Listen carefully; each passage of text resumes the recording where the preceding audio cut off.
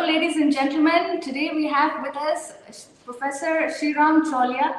Sreeram Chaulia ji is a professor of international relations at the Jindal Global University in Sonipat, and his new book, Crunch Time, has hit the stores with a lot of fanfare, a lot of excitement among readers of international affairs. And this book is especially recommended for those who are curious about the Indian government's view of the world and how Narendra Modi has completely challenged all norms while looking at national security, while dealing with national security issues.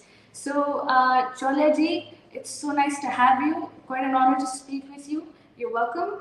And tell us, especially, I think when we started the book, you had written about the kind of personality traits that matter in a leader, and that in that last moment when a national security threat is at its worst. And you kind of talked about previous leaders and Narendra Modi's Narendra Modi's approach, and it was very interesting. So tell us a little bit about that. Thank you, Shubhangi. Thank you for hosting me. This book, Crunch Time, is a study in political leadership during crisis.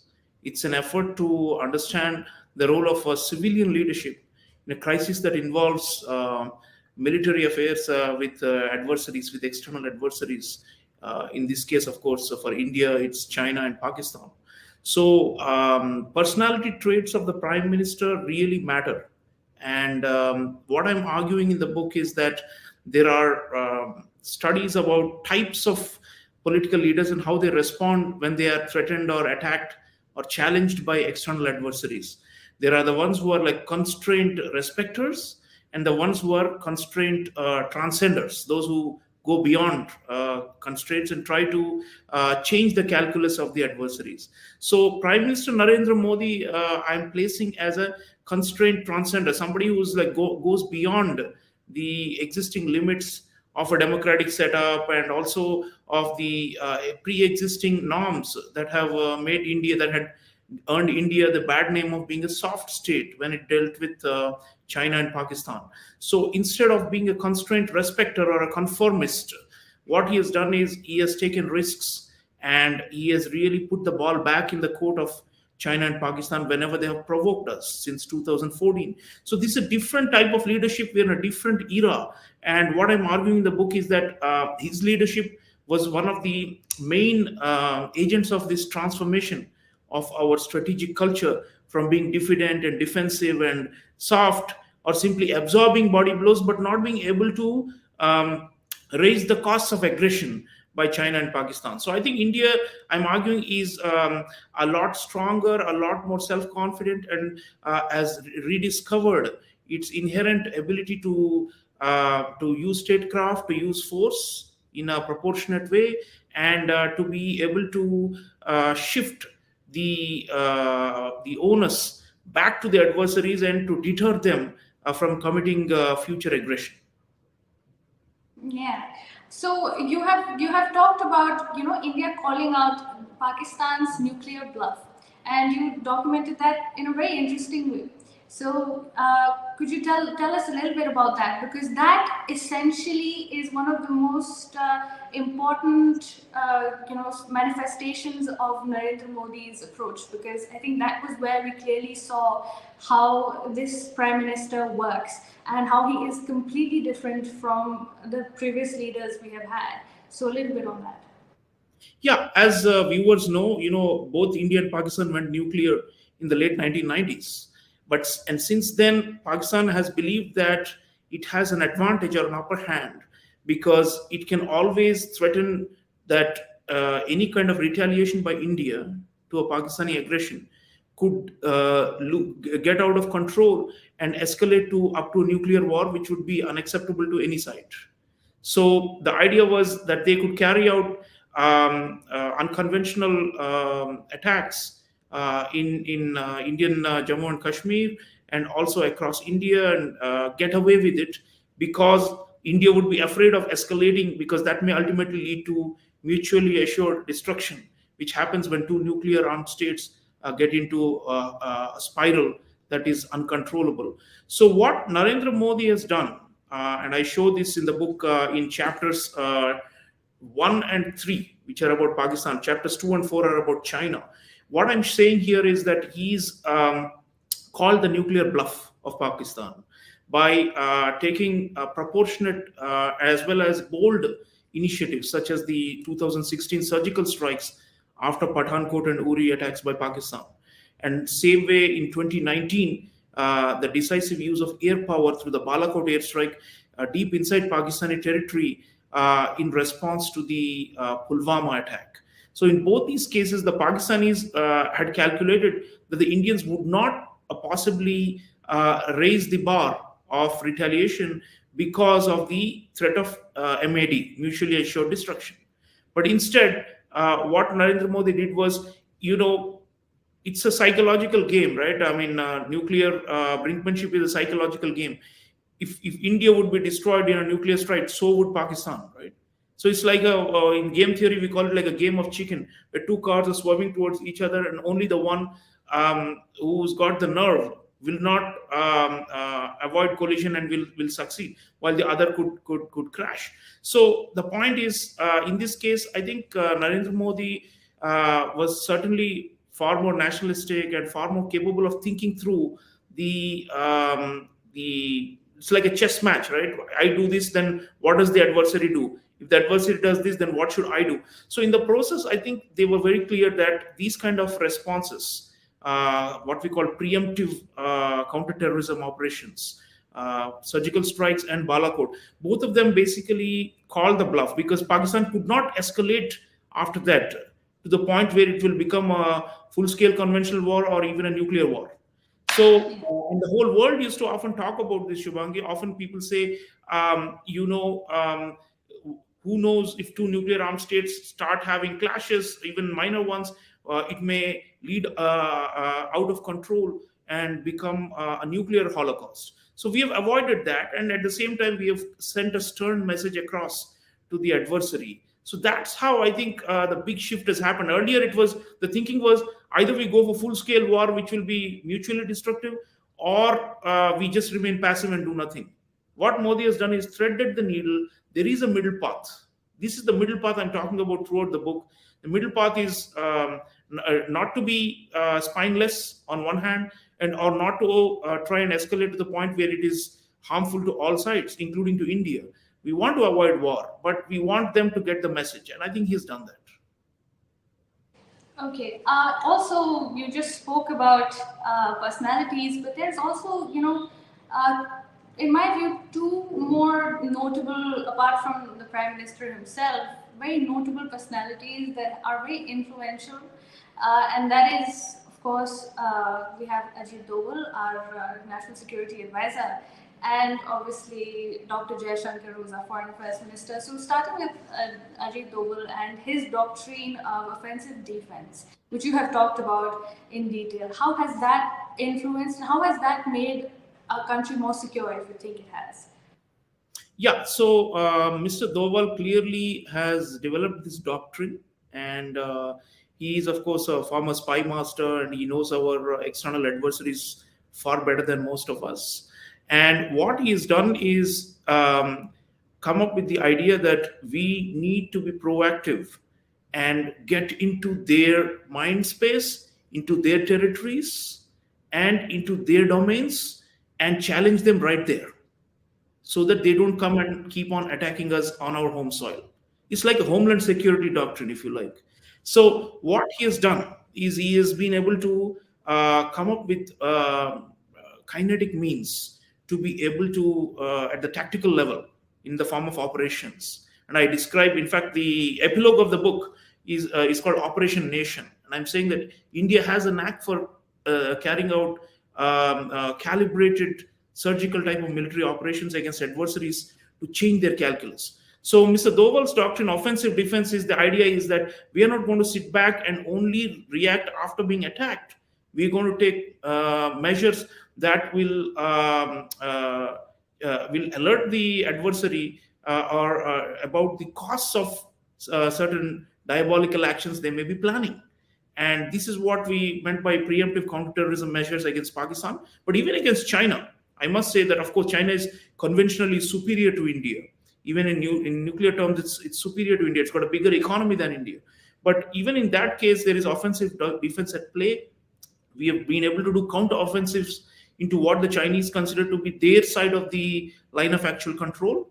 And after the 2020 Ladakh, Eastern Ladakh incursions, we actually took the Kailash range and changed the calculation, the matrix for the Chinese. And they had to withdraw from parts of Pangongso and Galwan and Gogra as a result of our counteroffensives. So these are some, even with Doklam crisis, which is chapter 3 of the book, at the at the Bhutan, Tibet, and India tri-junction, there also India acted far more proactively than the Chinese had expected. So I think, and then there is the border infrastructure and the the preparation to face the adversaries. There also we've done major structural reforms in the Modi era. Mr. Doval has been in charge of a lot of these transformations. So I believe our national security apparatus, the jointness of the three military wings, and also the ability to interoperate in a way that makes it a lot harder for the adversaries to complete their devious goals. I think that those sort of changes have happened. As to Dr. Jaishankar, he's been the articulator. He's been more of the suave diplomat on the world stage, but also wherever necessary, he has conveyed the hard message. So the security first doctrine, which I talk about in the book, that's really Dr. Jaishankar's brainchild, and he's been very clear on this. I mean, for example, the Chinese have been saying we should just get along and we should all form a united front against the West. The problem with that proposition is, through BRICS and RIC and all these things, the problem we showed in 2017 and also 2020 is that if you encroach across our perceived line of the actual control, and if you try to stop our forces from patrolling traditionally grounds that they had been patrolling for a long time, if you try your salami slicing strategies, how do you think we can cooperate with you? Security comes first. Right? Respect India's security, respect India's territorial integrity and our sovereignty, and then we can talk about plurilateral or multilateral cooperation. So I think that's one area where we've been very firm with the Chinese. The Chinese thought, well, trade will go on and business will go on and we'll all cooperate. But I think there were major breaks to that, especially during the crisis moments. And Dr. Jaishankar really articulated that. He, of course, mobilized the international opinion to support the Indian viewpoint, or at least see the Indian viewpoint. Because traditionally, whenever the India-Pakistan crisis or India-China crisis, people just see it as, well, they have some territorial disputes, so they keep fighting. In our case, our point of view was, this is not a territorial dispute. This is China pushing for hegemony in Asia and trying to put us down and to prevent India's rise. And in the case of Pakistan, they just were trying to use terrorism as a means of state policy to capture Kashmir or to try and take over large portions of Indian territory. And that was, all of this had to be conveyed to the world. So our viewpoint, I think we've communicated more crystal clear. We've won more allies. We've convinced international opinion. In the past, the fear, and I show this in the book, Shivangi, that in the past, the fear was that, how will the world react? They may disapprove of our actions if we try to be tough with our adversaries. Now, Dr. Jaishankar and the entire team we have made up our mind. This is what we need to do. We help ourselves. We don't depend on the US or anybody to stop the Chinese or the Pakistanis. And instead, what we do is we try to convince the external stakeholders about our viewpoint. So I think that mobilization of the diplomatic support has been critical to try and corner our adversaries. It is still work in progress. Neither Pakistan nor China can be isolated completely. But I think the Jaishankar-Doval combine has been effective, because Doval has been handling the tactical side and Jaishankar has been handling the world opinion and making sure that the world remains, if not on our side, at least neutral, so that we carry out whatever we have to do. Indeed, indeed. In fact, Dr. Jayashankar's role has been written quite well, and also now there's a lot going on in the world where Dr. Jayashankar has really shown how he can mobilize the world opinion. He's even, taken to sort of exposing so-called Western hypocrisy, and he's done it brilliantly. I think that also, in a way, has put a lot of not just China or Pakistan, but nations around the world that would like to arm twist India on the back foot. The way he can word India's opinions, the way he can, explain them, and the way he can also, obviously, he has the he has that charisma, he's got that style where he can just go for, well, exposing their hypocrisy. And so, yeah, that's quite a deterrent in terms of people thinking about, launching campaigns against India.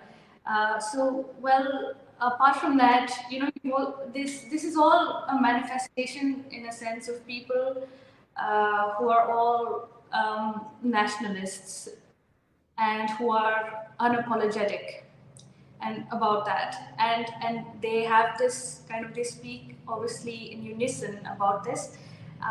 So tell me, obviously in India there's always been a bit of a confusion and a divide when it comes to how India should look at Pakistan, how should India respond to the Chinese threat. There are always pessimists, there are people who would be the devil's advocate. There are all kinds of arguments, come to the front when we deal with these national security issues.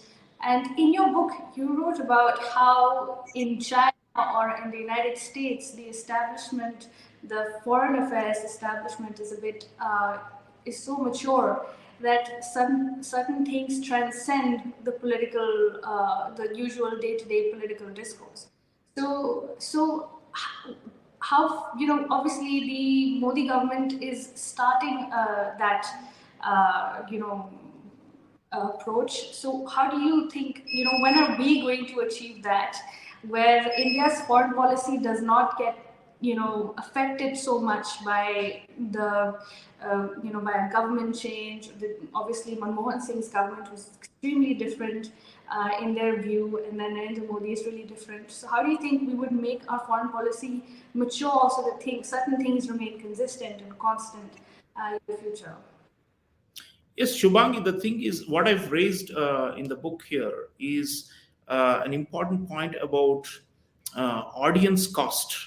The idea was that whenever there is a national security crisis, heads of state or governments have to take into account the audience cost. And the main audience, of course, is the domestic public opinion, especially in a democracy. So the view used to be that the public really doesn't care, or beyond the 24-hour news cycle, doesn't really bother whether India is hitting back at its adversaries. That used to be the thinking. And for example, after the Mumbai attacks, 26/11 Mumbai attacks, Manmohan Singh government actually got a second term, despite its absolute abject failure in responding to Pakistani aggression, brazen Pakistani aggression in our commercial capital. So people assume that it doesn't have electoral dividends, national security. And so, no matter how we respond, it can be, lopsided and can be bungled, but doesn't matter in the end. Pocketbook issues or identity issues like caste and religion, this is what matters in India for elections. So politicians often used to lower their expectations with regard to national security. They assume that they don't have to do much to protect the country, and people will still vote for them. But under Modi, what has happened is he has mobilized the country and raised the bar of expectations. Right from the surgical strikes of 2016 onwards, you see that every crisis, people expect that India should be more robust, and people expect that India should stand up against bullying by China or by provocations by Pakistan, right? And people want a forceful response. So how do we do that? And I think that's where he's been able to mobilize the public. I talk about the 2019 general election, for example, and how the response, the daring response of the Balakot airstrike completely transformed, the electoral landscape, where people said that this is the kind of leadership we need. This is the kind of India that we've always wanted. We don't want a flabby or a soft state. So I think what he has done is the audience costs have moved in the direction of there is a higher cost for not acting now. Earlier, there was an assumption that there would be a higher cost of acting, as in doing something to challenge your external adversaries. So that is the big shift that's happened. It happens because the prime minister, through his own oratory and mass mobilization, he brings the society together. He unites the country behind him. And frankly, the democratic, the noise that you hear in the Indian polity and in the social media doesn't reflect the general society. I mean, the general society is behind him and behind the government when we are faced with the China or Pakistan, right? I mean, the talking heads can on TV and on social media can come up with conspiracy theories and stuff you talked about. But the reality is that the people have trust in the armed forces, and the armed forces have trust in the prime minister. So that's the whole, you see, it's like a virtuous cycle that we built up. That's why, in terms of national security, we are a lot stronger today. That's why Pakistan would hesitate to carry out another Pulwama like attack, or China would hesitate to try another Ladakh like ingress of 2020. So I think in that sense, the messaging has gone out that India is more unified today. So I think that's a big change. It's hard to sustain this unity. People's attention moves on, and slowly, the kind of tight nationalistic mobilization that Modi ji wants for the whole country to face external aggression, sometimes it drops. The guard drops after a while. But crises are unfortunately inherent to this neighborhood. Both our northern and western neighbor continue to try and plan more attacks against us in one form or the other. So that's where I think the big shift has happened. It's become institutionalized now. Let us assume someday there is going to be no Narendra Modi as prime minister. It will happen sometime. Then my argument is that whatever he has done now is such a historic shift that if subsequent leaders try to pedal back and go back to the soft state era, they will be booted out by the public. So the expectations have changed. The audience costs have shifted for the better. All right. That is indeed that's what makes your book very interesting, because you have explained this dynamic very well, and in fact this is kind of the pulse of the Indian nation. I think if you want to understand Narendra Modi's tenure, we have to know how he has been able to mobilize and manifest the public's opinion. And when a leader actually speaks out in the same way that the public would want him to speak out, I think that makes for a very formidable diplomacy. And then that is something that the world is feeling right now. And obviously we also see a lot of pushback. We've been seeing that from our Western powers. We've been seeing them trying to twist India in different ways. And obviously we've discussed how Dr. Jaishankar has then given it back to them. So again, there's just two core things that India has to constantly focus on, and that is China and Pakistan. So often we talk about the two-front war, and the reality of that possibility is not, is not something that is going to go for a while. We are obviously constantly facing this threat of a two-front war. Do you think, you've done so much research for your book, and you know very closely how the Indian government thinks. So do you think India is ready for a two-front war? Shubhangi, late General Bipin Rawat, our Chief of Defence Staff, often used to say that we are preparing for it as an eventuality. But statecraft will always advise that it's always better to divide the field and not to take on multiple opponents at the same time that will overstretch you. So I think if you see, there is a shift in Indian strategic calculations in the last 6, 7, 8 years, especially since Prime Minister Modi has come to power, which is that we have a hierarchy of adversaries now. China is the number one adversary, and Pakistan is a weak state, is a failing state, and we see this with its constant economic crisis and bailouts, and also the dependence on China. and it's a fragile democracy which is only for namesake. So in that kind of situation, we are actually going to do a triage. I think our resources, our focus, our ultimate strategic goal is to counterbalance China. And I think what we are doing is increasingly moving in that direction. This shows our quad partnerships, our broader alliance like arrangements internationally. The principal goal is Indo-Pacific and pushing back the Chinese hegemony in Asia. Uh, so what we would like is, I think, some quiet on the Pakistani front. I mean, if they have already been forewarned after Balakot, I mean, there is a Imran Khan even went public saying Balakot se bhi खौफनाक हमला करेंगे ये लोग. So he had admitted indirectly that the Balakot was quite a game changer for them. So I think they have come around to realizing that they cannot, first of all, forcibly annex Jammu and Kashmir, and second, their belief that Indian Muslims will rise up and demand independence from India, or that will cause a revolution inside India or civil war inside India, those have all failed.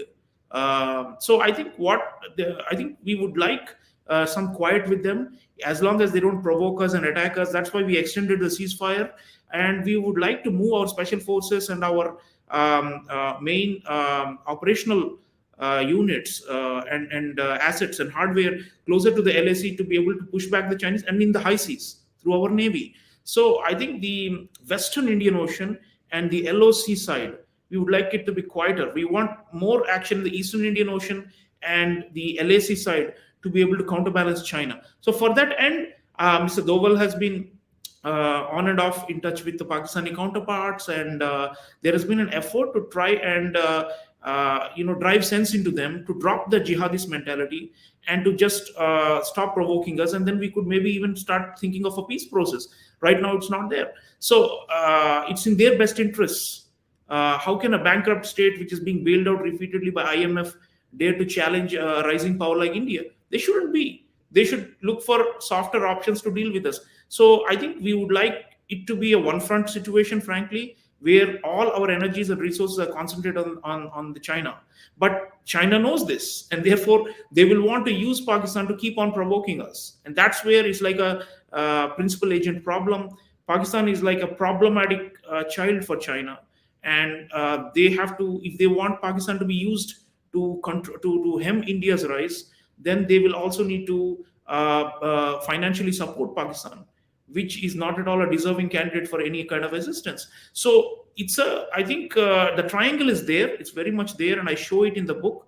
The Sino-Pakistan axis is not gone away, but I think eventually we would want to avoid this two-front war and try to at least drive a wedge in this Sino-Pakistan axis. Modi ji has been trying. He tried in 2015 with Nawaz Sharif, and we will want to try again with whichever leadership comes into the saddle in Pakistan. But eventually, they must decide whether it is in their own national interests to keep on confronting and challenging India at the behest of the Chinese, or if they should be independent and make an independent choice and settle things with India.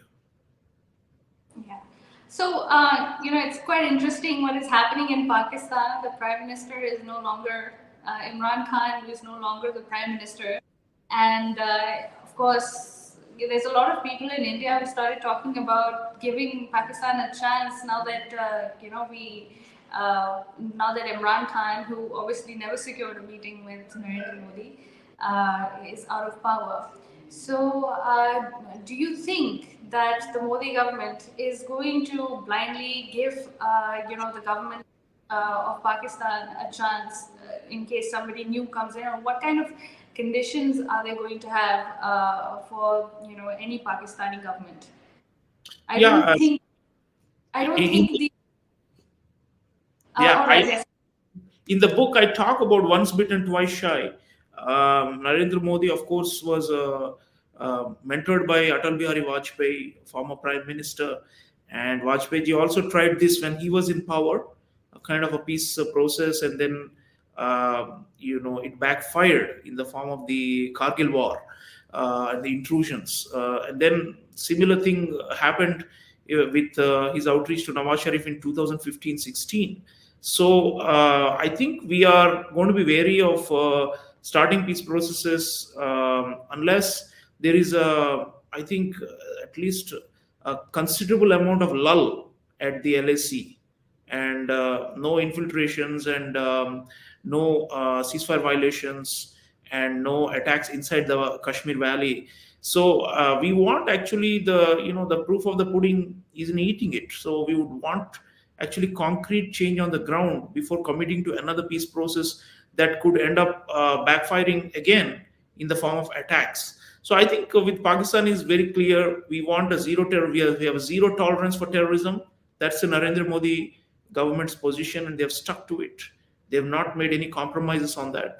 So zero tolerance is what we expect, and then we could maybe think about the softer issues, and talk to them, and ultimately improve people to people linkages and trade and commerce. I mean, we should live as good neighbors. So that's our ultimate hope. And we would want the jihadist forces inside Pakistan to be completely crushed.